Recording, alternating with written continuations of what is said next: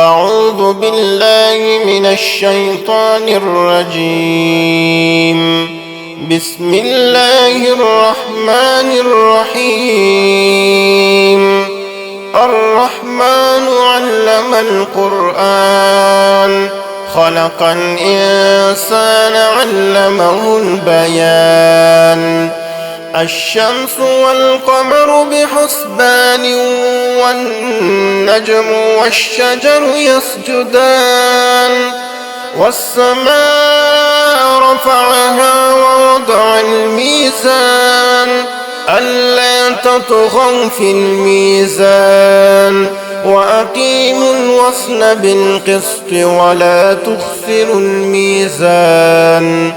والأرض وضعها للأنام فيها فاكهة والنخل ذات الأكمام والحب ذو العصف والريحان فبأي آلاء ربكما تكذبان.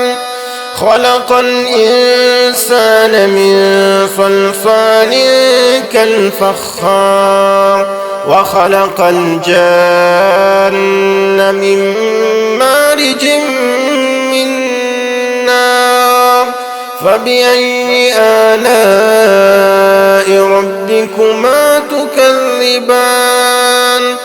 رب المشرقين ورب المغربين فبأي آلاء ربكما تكذبان.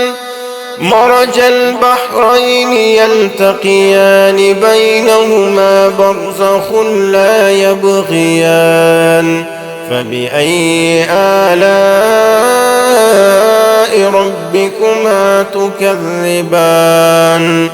يخرج منهما اللؤلؤ والمرجان فبأي آلاء ربكما تكذبان.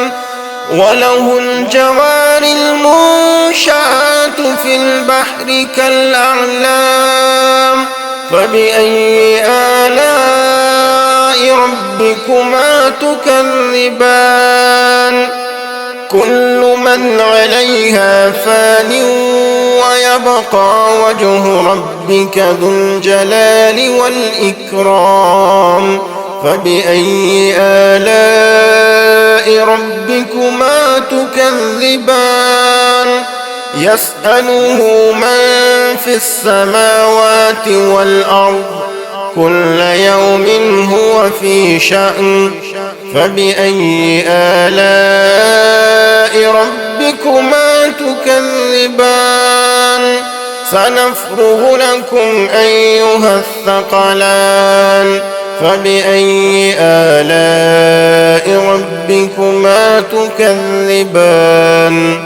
يا معشر الجن والإنس إن استطعتم أن تنفذوا من أقطار السماوات والأرض فانفذوا لا تنفذون إلا بسلطان فبأي آلاء ربكما تكذبان. يرسل عليكما شواظ من نار ونحاس فلا تنتصران فبأي آلاء ربكما تكذبان. فإذا انشقت السماء فكانت وردة كالدهان فبأي آلاء ربكما تكذبان. فيومئذ لا يسأل عن ذنبه إنس ولا جان فبأي آلاء ربكما تكذبان. يعرف المجرمون بسيماهم فيؤخذ بالنواصي والأقدام فبأي آلاء ربكما تكذبان هذه جهنم التي يكذب بها المجرمون يطوفون بينها وبين حميم آن فبأي آلاء ربكما تكذبان ولمن خاف مقام ربه جنتان فبأي آلاء ربكما تكذبان ذواتا أفنان فبأي آلاء ربكما تكذبان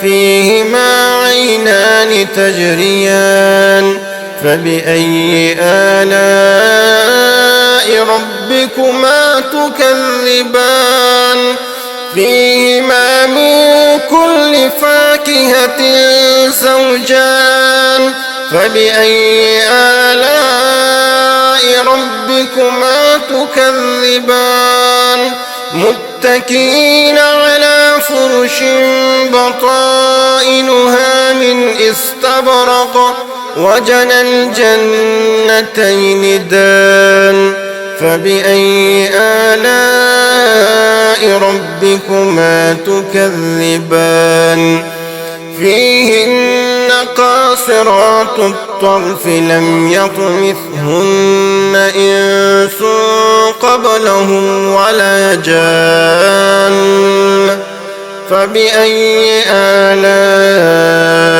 ربكما تكذبان كأنهن الياقوت والمرجان فبأي آلاء ربكما تكذبان هل جزاء الإحسان إلا الإحسان فبأي آلاء ربكما تكذبان ومن دونهما جنتان فبأي آلاء ربكما تكذبان مدهامتان فبأي آلاء ربكما تكذبان فيهما عينان نضاختان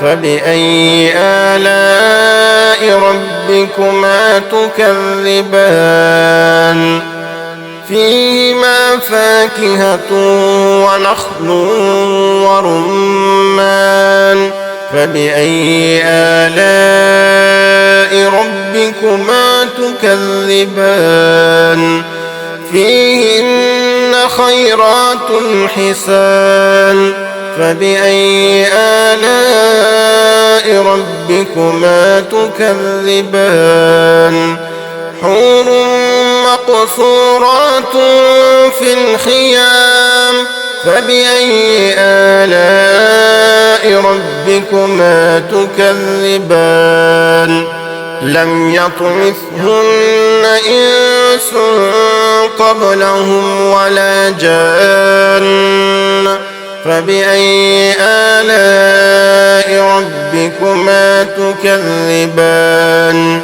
متكئين على رفرف خضر وعبقري حسان فبأي آلاء ربكما تكذبان تبارك اسم ربك ذي الجلال والإكرام